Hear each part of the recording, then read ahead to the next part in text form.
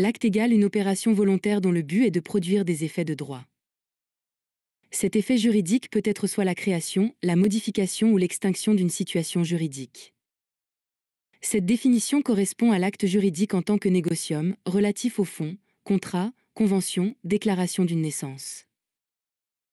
Or, l'acte juridique peut être un instrumentum, relatif à la forme, écrit, chèque.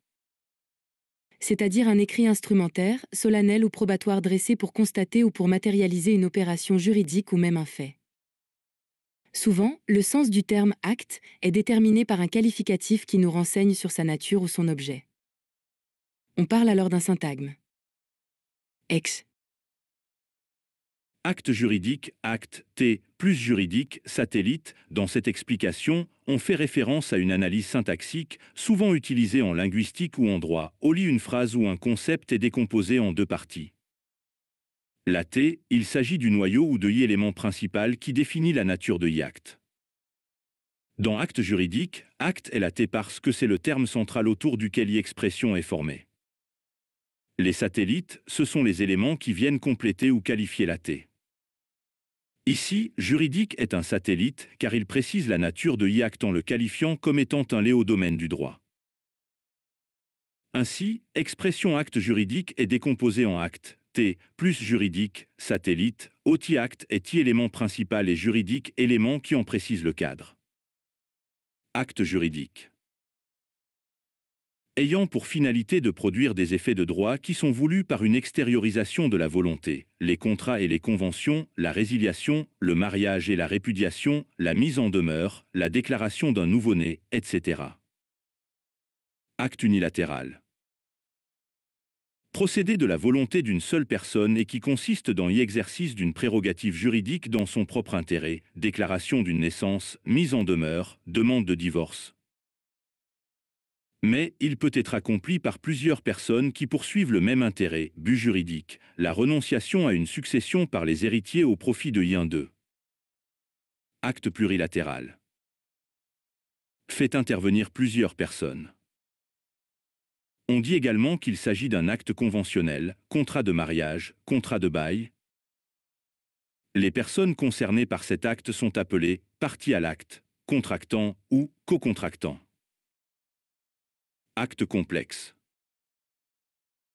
Né de la fusion de volontés qui, poursuivant le même objet, ne représentent pas des parties adverses comme c'est le cas dans le contrat, mais forment une partie unique et plurale, ex. Les décisions prises dans les assemblées générales acte simple. C'est l'acte que les parties sont adverses et poursuivent des intérêts propres. Le nombre des parties correspond à celui des volontés qui ont créé, ex. Le contrat de bail, location, implique deux parties opposées, le bailleur et le locataire. Le contrat de bail, location, implique deux parties opposées, le bailleur et le locataire. Acte consensuel. Né de la seule manifestation de volonté, sans aucune exigence de forme, ex. Le contrat de bail n'exige aucune formalité pour sa validité.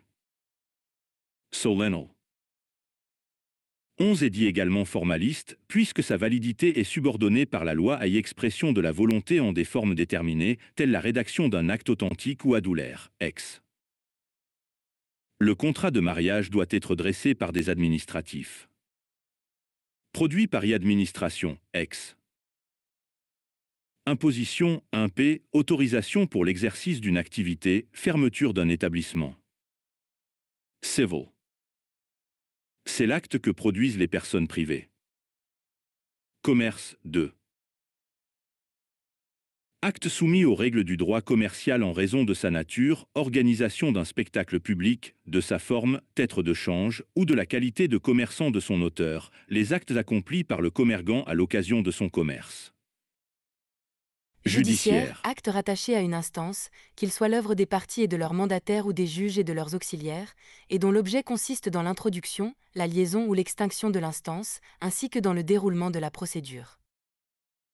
Exemple, assignation. Entre vifs, un acte destiné à produire ses effets du vivant de son auteur ou des parties. Exemple, contrat de mariage. À cause de mort, un acte fait en considération du décès de l'une des personnes, qui ne produit ses effets qu'à la date de ce décès. Exemple, succession, legs, testament. Patrimonial, un acte portant sur des droits réels ou personnels.